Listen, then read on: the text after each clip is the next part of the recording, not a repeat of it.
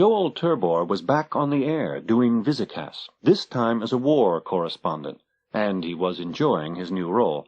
To be sure, the Foundation's fight had not been remarkable for victories, but it was still possible to be philosophic about the matter. After 6 months, the hard core of the Foundation remained untouched, and the hard core of the fleet still existed, while much of the Calganian navy was being neutralized by the necessity of occupying conquered territory. Foundation planetary defenses were being strengthened, Foundation people were being trained, and Foundation ships were being built. At the moment, Turbor was with the Third Fleet in the Anacreonian sector. In line with his policy of interviewing the little man, he was talking to Fennel Leemore, engineer 3rd class on the flagship of the Third Fleet. "You're a volunteer, aren't you, sailor?" "Sure am. If anyone picks a fight with me, I don't have to wait for anyone to drag me in."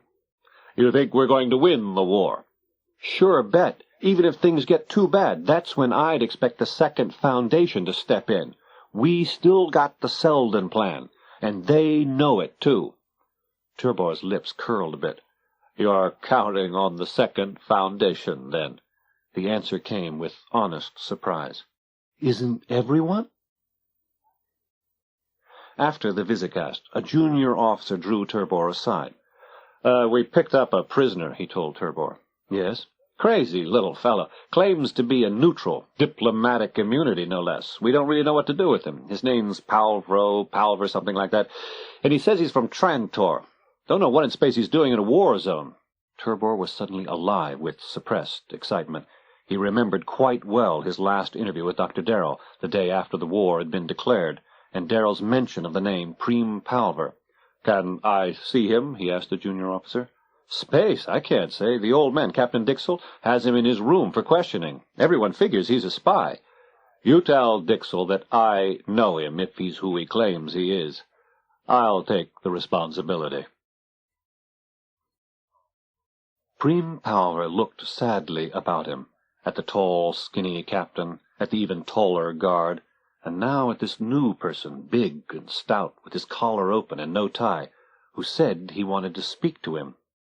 Joel Turbor said, "I am perfectly aware, Captain, of the seriousness of my request, but I must be allowed to speak to him for a few minutes alone." "Why can't you question him before me?" the captain wanted to know. Turbor pursed his lips and looked stubborn. "Captain Dixell, while I have been attached to your ship, the Third Fleet has received an excellent press. You may station men outside the door if you like, and you may return in 5 minutes. But meanwhile, humor me a bit, and your public relations will not suffer." It worked. Left alone with the prisoner, Turbor turned to Palver and said, "Quickly, what is the name of the girl you abducted?" Palver stared round-eyed and shook his head. "If you do not answer me," said Turbor, "I will label you a spy, and you may be blasted without trial." "Arcadia Darrell," gasped Palver. "Well, all right, then. Is she safe?" Palver nodded. "You had better be sure of that, or it won't go well for you." "She is in good health, perfectly safe," said Palver in a strained voice. A minute later the captain returned. "Well," he said, "the man, sir, is not a spy. You may believe what he tells you. I vouch for him." "That's so," the captain frowned.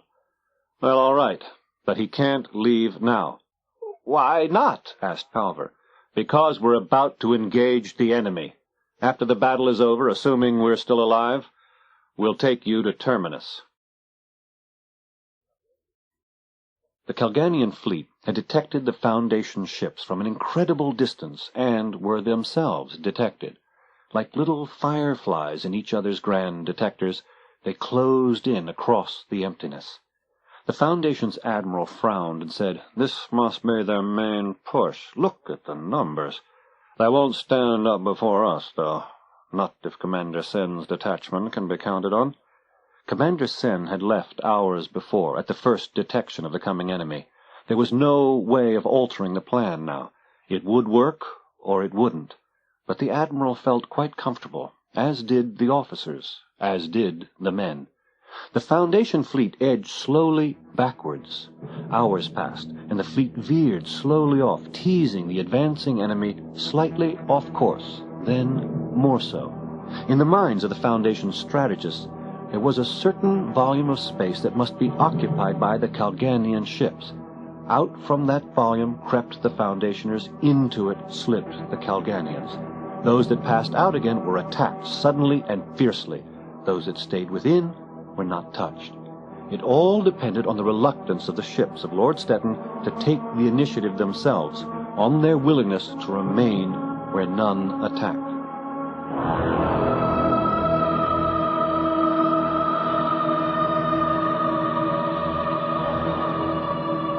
Captain Dixell stared at his wristwatch. It was 13:10. "We've got 20 minutes, the lieutenant at his side nodded tensely. "It looks all right so far, Captain. We've got more than 90% of them boxed, if we can keep them that way." "Yes, if."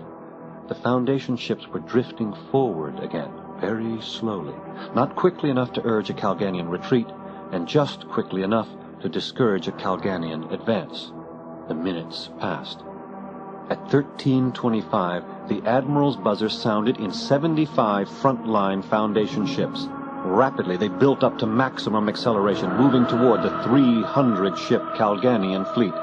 At 13:30, in a single bound through hyperspace to a calculated spot at a calculated time, 50 ships under Commander Sen appeared from nowhere, tearing savagely at the unprepared Calganian rear. The trap worked perfectly. After a while, it took on the proportions of a rat hunt. Of the 300 Calganian ships, the core and pride of the fleet, only 60 or less, many in a state of disrepair, eventually reached Calgan.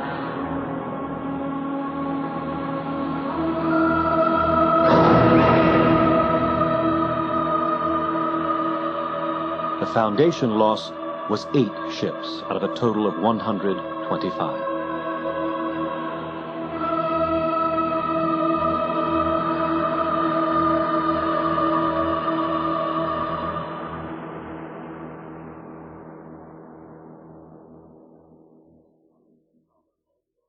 Preem Palver landed on Terminus at the height of the celebration. He found the Führer distracting, but he accomplished 2 things and received 1 request. The 2 things accomplished were, 1, the conclusion of a trade agreement whereby Palver's cooperative was to deliver to Terminus 20 shiploads of foodstuffs per month for 12 months at a war price, without, thanks to the battle, a corresponding war risk. And 2, the transfer to Dr. Torrin Darrell of Arcadia's 5 short words. For a moment, Darrell had stared wide-eyed at Palver, and then he had made his own request. It was to carry an answer back to Arcadia. Palver liked it. It was a simple request and made sense. It was, "Come back now. There won't be any danger." Lord Stettin was raging. To feel the firm fabric of his military might coming apart, it turned his veins into flowing lava. Yet he was helpless and knew it. He hadn't slept well in weeks. He hadn't shaved in 3 days. Finally, he summoned Lev Myrus, his first minister. "Well," Stettin practically shouted at him, "contribute something. We stand here defeated. Defeated, and you know why? Treason. You served the fool I replaced, and you think you can serve the fool who replaces me." Myrus was unmoved. "I have tried to fill you with my own doubts. Not once, but many times. You have preferred the advice of others because it stuffed your ego better. If you do not care to listen now, say so, sir, and I shall leave, and in due course deal with your successor, whose first act, no doubt, will be to sign a treaty of peace." Stettin glared at him red-eyed, his fist slowly clenching and unclenching. "Speak, you grey slug! Speak!" "I have told you often, sir, that you are not the mule. You may control ships and guns, but you cannot control the minds of your subjects. You fight the Foundation, which is protected by the Selden Plan, the Foundation which is destined to form a new empire." "There is no plan. No longer. Mon has said so." "Then Mon is wrong.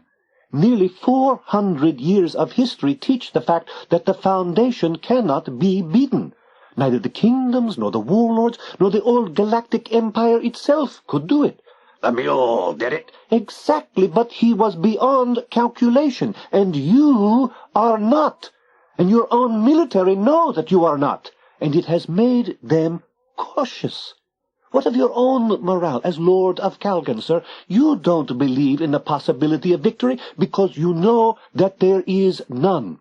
Stoop, or you will be beaten to your knees. Stoop voluntarily, and you may save a remnant. Take my advice. Release the Foundation man, Homir Mun. Send him back to Terminus to carry your peace offers. Stettin ground his teeth. What choice had he left but to comply? And so Homir Mun left Calgan for home as the unappointed ambassador of peace. Uppermost in his mind was his recent revelation, the revelation he would make to Darrell, Anthor, and the rest of them. For now he knew. He, Homir Mun, finally knew the truth about the Second Foundation. The war was formally ended on an asteroid in Terminus's own stellar system. There were few concessions from the Foundation. Stettin retained his office, but scarcely anything else. His client states could vote for return to previous status, full independence, or confederation within the Foundation, as they chose. In due course, Dr. Darrell played host to the 5 men who, 8 months earlier, had first laid their plans. Peering into his wineglass, Joel Turbor congratulated Homir Mun for his diplomatic success as mediator extraordinary. Mun laughed loudly and joyously. For some reason he had not stuttered in months. "Aye," he said, "I hadn't a thing to do with it. It was Arcadia. When is she coming back from Trantor, Darrell?" "Her ship should dock within the week," Darrell said softly. "Wonderful," murmured Turbor. "Then it's over, really. Who would have predicted all this last spring? Mun's been to Calgan and back. Arcadia's been to Calgan and Trantor and is coming back. We've had a war and won it by space. Just doesn't seem conceivable that all that has happened could have been predicted." "Nonsense," said Anthor acidly. "What makes you so triumphant anyway? You talk as though we have really won the war, when actually we have won nothing but a petty brawl that has served only to distract our minds from the real enemy." There was an uncomfortable silence. Anthor struck the arm of his chair with a balled fist. "Yes, I refer to the Second Foundation. There is no mention of it while you turn somersaults and throw confetti out the window. Do you really think that the mine masters of the Second Foundation are less to be feared because you have beaten down a foolish wielder of space ships?" He paused, red-faced and panting. Mun said quietly, "Will you hear me speak now, Anthor? Or do you prefer to continue your role as ranting conspirator?" "Have your say, Homir," said Darrell. Homir Mun leaned back in his armchair and carefully refilled his glass from the decanter at his elbow. "When I was on Calgan," he said, "I was able to study the records contained in the Mule's palace. I am, therefore, in a unique position to estimate the true danger of the Second Foundation, much more so than is our excitable friend here." "And what is your estimate of that danger?" grated Anthor. "Why, 0. There is no Second Foundation." Anthor's eyelids closed slowly. He sat pale and expressionless. Darrell said, "On what do you base this surprising conclusion?" "I deny," said Mun, "that it is surprising. The Mule had tremendous resources at his disposal, and he used all of them. He was single-minded, and yet he failed. He found no Second Foundation." "Perhaps it had means of protecting itself against inquiring minds," remarked Turbor mildly. "Even a mind as inquiring as the Mule's? I think not. His conclusion is plainly and repeatedly stated in 50 volumes of reports. There is no Second Foundation. The greatest superstition of our age is that the Mule was somehow stopped by a mysterious entity superior even to himself. The fact is far plainer. The Mule was a freak. He died in his 30s because his impossible body couldn't keep going. His best health was never more than an ordinary man's feebleness. He conquered the galaxy, and in the ordinary course of nature proceeded to die. It's a wonder he lived as long and as successfully as he did. Darrell said thoughtfully, "What about the tampered men whose records Anthor and I have studied so carefully? Help us to see them in focus." "Easily. Your theories on the Tamper Plateau, while interesting, are hardly conclusive. Knowing little of mental science, we tend to blame things on supermen, the men of the Second Foundation. But for Selden, the Second Foundation may have been just a necessary fiction, with a highly specific end in view." Anthor's eyes opened quite suddenly and fixed themselves sardonically on Munn's countenance. "I say you lie." Homer turned pale. "You cannot help lying, but you lie just the same," Anthor continued. Simic laid his withered hand on the young man's sleeve. "Take a breath, young fella." Anthor shook him off none too gently and said, "I'm out of patience with all of you. I haven't seen this man more than half a dozen times in my life, and yet I find a change in him unbelievable. The rest of you have known him for years, yet pass it by. It is enough to drive one mad. Do you call this man you've been listening to Homer Munn? He is not the Homer Munn I knew." There was a medley of shock, above which Munn's voice cried out, "You claim I'm an impostor?" "Where's your stutter?" shouted Anthor above the din. "Where'd you find your new confidence? I say we should test you. Darrell, you have his encephalographic record of 10 months ago. Run one now and compare." "I don't object," said Munn defiantly. "I am the man I always was." "How would you know?" said Anthor with contempt. "I'll go further. I trust no one here. I want everyone to undergo analysis, including myself. Are we agreed? Or do I leave now and go my own way?" Turbor shrugged and said, "I have no objection." Semic moved a hand in silent assent, and Anthor waited for Darrell. Finally Darrell nodded his head.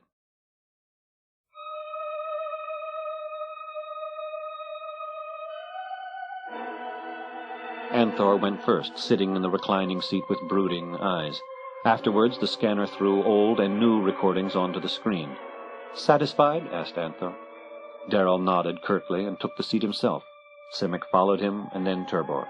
Silently the curves were collected, silently they were compared. Munn was the last to sit in the reclining seat. For a moment he hesitated. Then, with a touch of desperation in his voice, he said, "Well, now, look, I'm coming in last, and I'm under tension. I expect due allowance to be made for that."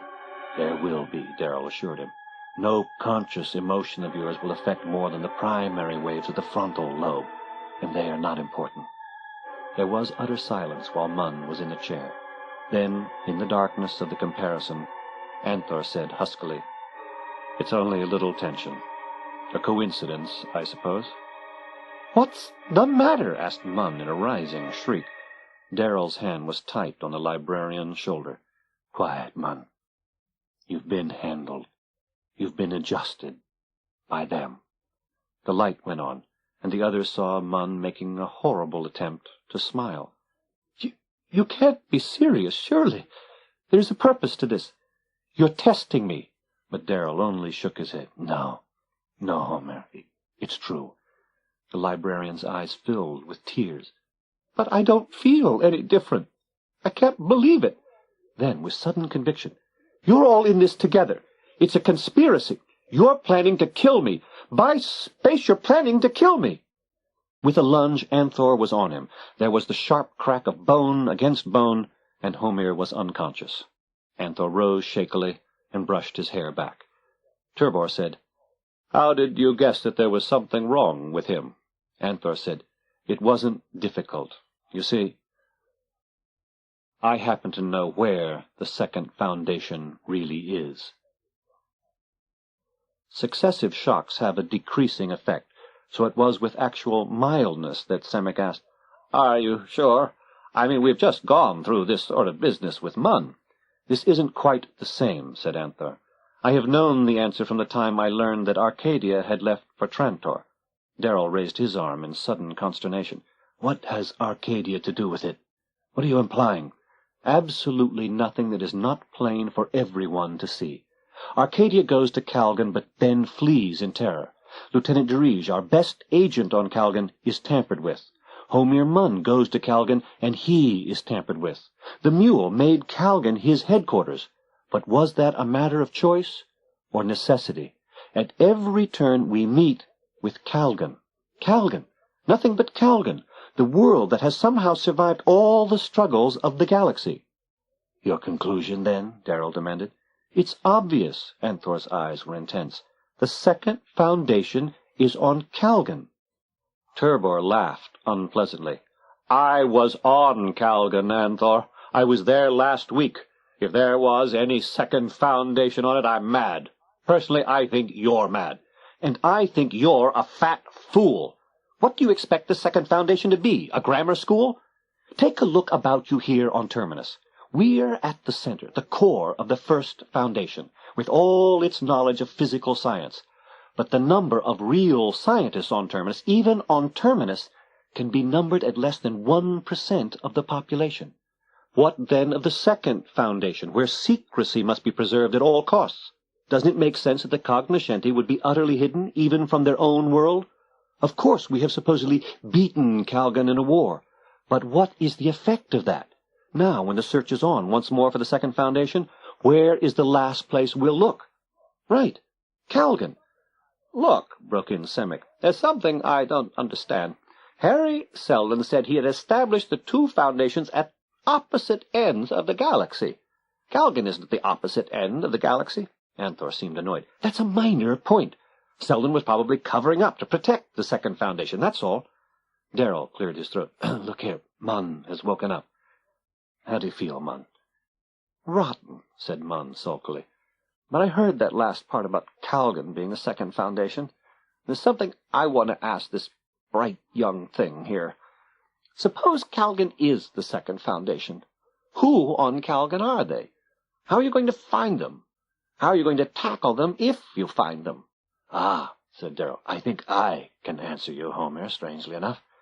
Shall I tell you what Semic and I have been doing this past half-year?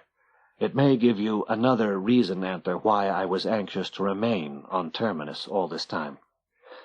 I've been working on encephalographic analysis with more purpose than any of you may suspect. Detecting second foundation minds is a little more subtle than simply finding a temper plateau, and I did not actually succeed, but I came close enough. Do you know, any of you, how emotional control works? No? It is first necessary to imagine a mind-resonating organ that can sense variations in the electromagnetic fields of human minds.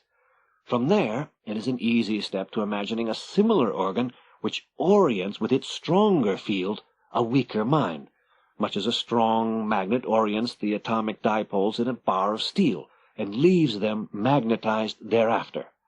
Unfortunately, I knew the functions and equations involved were too complicated to solve at present, so I could never detect a mind worker by his encephalographic pattern alone. But I could do something else. I could, with Semic's help, construct what I shall call a mind-static device to protect us from the mind-resonating process. It is not beyond the ability of modern science to create an energy source that will duplicate a randomly shifting encephalographic-type pattern of electromagnetic field, creating a sort of masking noise or static. At this very moment, the mayor's offices and the legislative assemblies are surrounded with mind static. So are most of our key factories. So is this house. Eventually, any place we wish can be made absolutely safe from the second foundation or from any future mule. And that's it, he ended with a simple gesture of his hand. Turbor seemed stunned. Then it's all over. Great Seldon, it's all over. Well, said Darrell, not exactly. What? Roared Anthor. Are you trying to say— Yes, I am, Darrell continued. Calgan is not the second foundation. You see, I happen to know where the second foundation really is. Turbor started to laugh. He laughed in huge, windy gusts that bounced ringingly off the walls. Finally he said weakly, galaxy. One after another we put up our straw men to be knocked down. We have fun, but we don't get anywhere. Maybe all planets are the second foundation. Maybe they have no planet, just key men spread on all the planets. And what does it matter, since Darrow says we have the perfect defense? Darrow smiled without a trace of humor. The perfect defense is not enough, Turbor.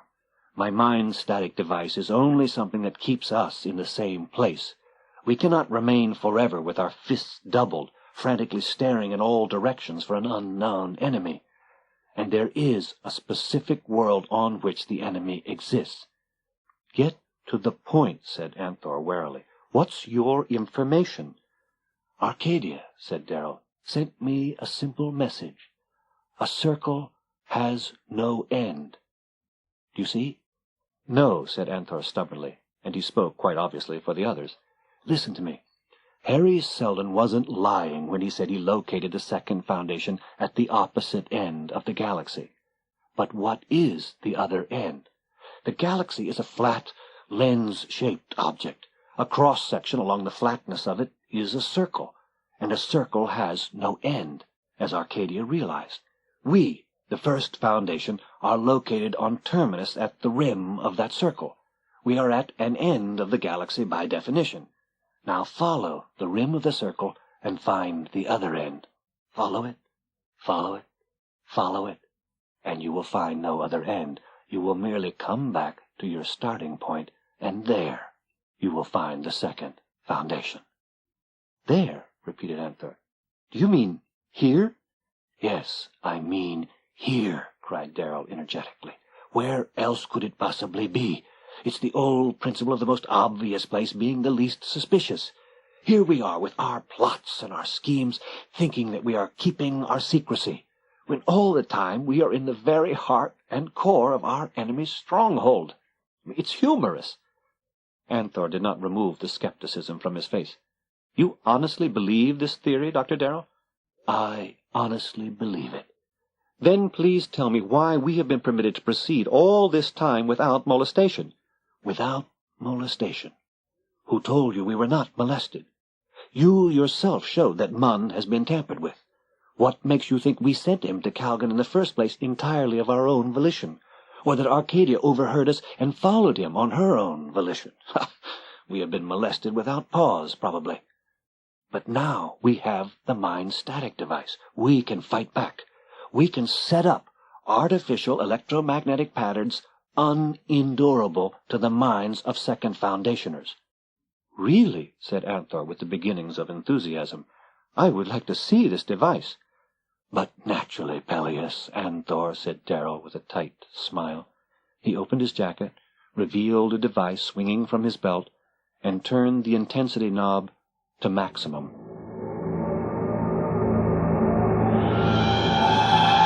With a horrible shriek, Peleus Anthor sank to the floor. He rolled in agony, kicked his legs, and tore at his hair.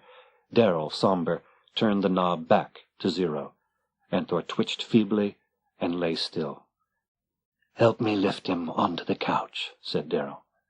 They might have been lifting a sack of flour. After long minutes, Anthor's eyelids fluttered and lifted. His face was a horrid yellow. His hair and body were soaked in perspiration, and his voice, when he spoke, was cracked and unrecognizable. Don't do that again. You don't know. You don't know."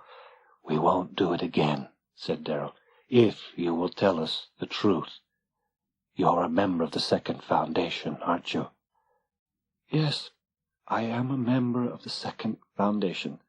"Which," insisted Darrow, "is located on Terminus, correct?" Yes, you are right in every particular, Dr. Darrow. We knew that Terminus and its physical scientists were becoming interested in brainwave patterns, and that the times were ripe for the development of something like the mind-static device. We tried to control the movement, to join it, but unfortunately we were unmasked. "You tried to get me to go to Trontar, didn't you?" Darrow asked. Anthor nodded. "Had to get you out of the way. The growing triumph in your mind was clear enough. You were solving the problems of the mind-static device." Why didn't you put me under control?" Couldn't. Had my orders.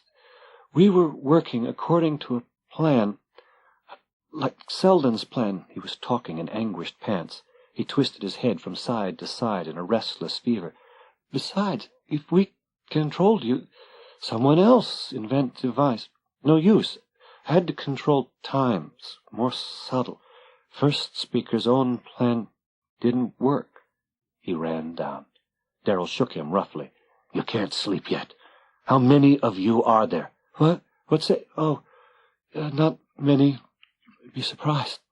50. Don't need more." "All here on Terminus?" Darrell insisted. 5, 6 out in space." He was asleep. There was a pause. Then Turbor said, "How long did you suspect him, Darrell?" "Ever since he came here," was the quiet response. "Gleiss and I had parted badly. He was an unforgiving man. And suddenly, in his last few weeks of life, he sends me his best and most promising pupil. It was out of character. I felt that Gleiss had come under outside influence, and I began to wonder if his real purpose might not be to introduce into my confidence an agent of the Second Foundation. Well, it was so." He sighed and closed his eyes for a moment. Semmet put in hesitantly, "What will we do with all of them, these Second Foundationers?" "I don't know," said Darrell sadly. "The sexes can be separated, or, better still, they can be sterilized. And in 50 years the Second Foundation will be a thing of the past." He frowned. It had been too easy. Too easy. They had fallen, these invincibles, like storybook villains. And he didn't like it. Galaxy, when can a man know he is not a puppet? How can a man know he is not a puppet? But Dr. Darrell's thoughts shied away from that which he must face in the end. Soon afterwards Arcadia came home to Terminus. It was apparent on her return that she had changed from a child to a young woman. One evening, after she had been back for a week or two, Dr. Darrell asked her as casually as he could, "Arcadia, what made you decide that Terminus contained both foundations?" She stared at him for a moment, then tossed it off. "Oh, I don't know, Father. It just came to me." A layer of ice thickened about Dr. Darrell's heart. "Think," he said intently. "This is important. What made you decide both foundations were on Terminus?" Now Arcadia waited for several minutes before she answered. What had made her decide? She had the horrible sensation of something slipping just beyond her grasp. "I just knew, Father," she said finally. "The more I thought, the surer I was. It just made sense." "It's no good, Arcadia. Intuition is suspicious when it comes to the Second Foundation. You see that, don't you? It might have been intuition, and it might have been control." "Control? You mean they changed me? Oh, no. No, they couldn't." She was backing away from him. "But didn't Anthor say I was right? Didn't he admit the whole thing was right here on Terminus? Didn't he? Didn't he?" "Arcadia, will you let me make an encephalographic analysis of your brain?" She shook her head violently. No, I'm too scared." "Of me, Arcadia, there's nothing to be afraid of. But we must know. You see that, don't you?" Never in Darrell's life had an analysis proceeded so slowly and cost him so much. Arcadia interrupted him only once. Just before the last switch was thrown, she clutched at his arm and said, "What if I am different, Father? What will you have to do?" "I won't have to do anything, Arcadia. If you're different, we'll leave. We'll go back to Trantor, you and I, and we won't care about anything else in the galaxy." When it was over, Arcadia huddled in the chair and wouldn't open her eyes. Then she heard her father laugh, and that was information enough. She jumped up and threw herself into his open arms. "Father," she gasped, squeezing him tight, "can we let them give us medals now?" "But how did you know I'd asked them to leave us out of the ceremony?" He held her at arm's length for a moment, then laughed again. "Never mind. You know everything. All right, we'll have our medals on a platform, complete with speeches. And, Father? Yes? Can you call me Arcady from now on? But, oh, very well, Arcady.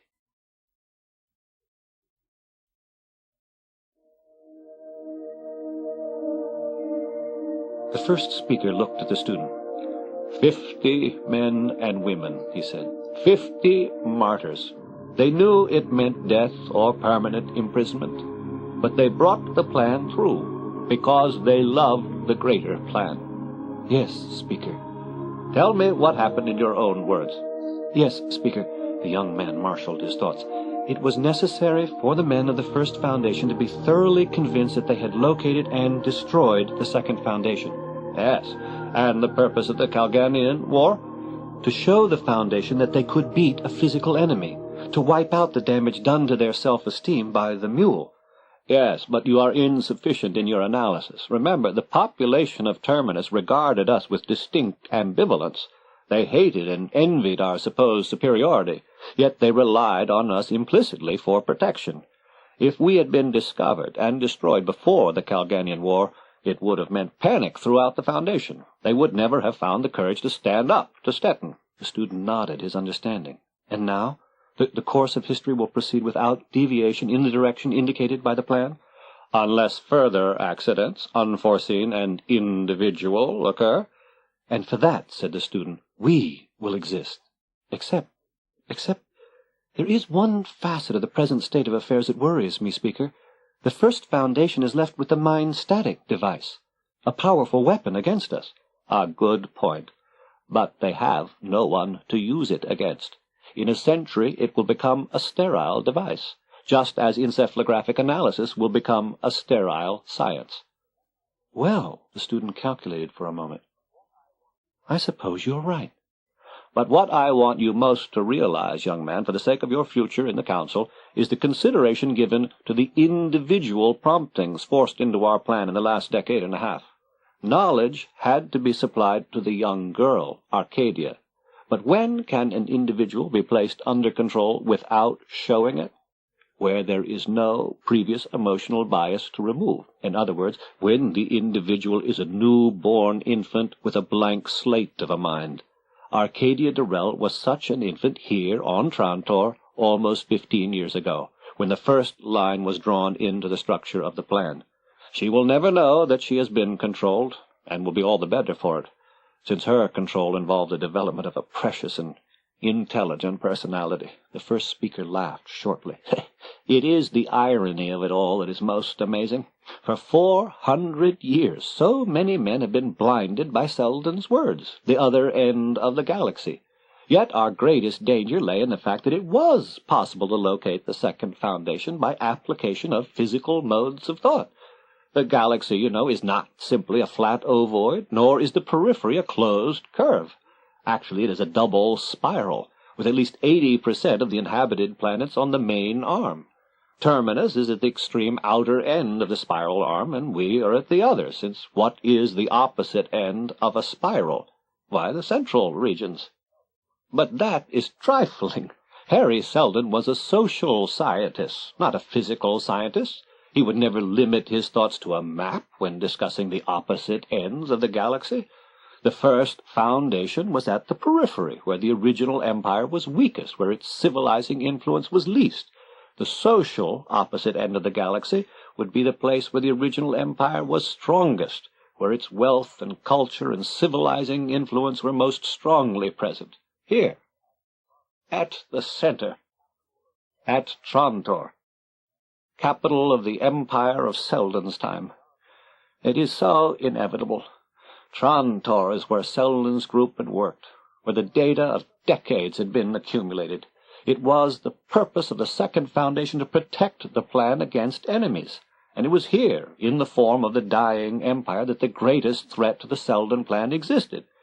Then, when Trantor fell a short century ago, we were able to protect our headquarters. The Imperial Library and the grounds around it remained untouched. It was here at Trantor that Ebbling Miz discovered us, and here that we saw to it that he did not survive the discovery. It was here that we first studied the mule and planned his ultimate defeat. It was here that Arcadia was born, and the train of events was begun that led to the great return to the Selden plan. The first speaker looked out the window at the incredible blaze of the firmament, at the huge galaxy that was now safe forever. "All the universe was once guided from this rock," he said quietly. "All roads lead to Trantor," says the old proverb, "and that is where all stars end." 8 months earlier the first speaker had viewed the crowding stars with misgivings, but no more. Now there was a somber satisfaction on the round and ruddy face of Prem Palver, first speaker.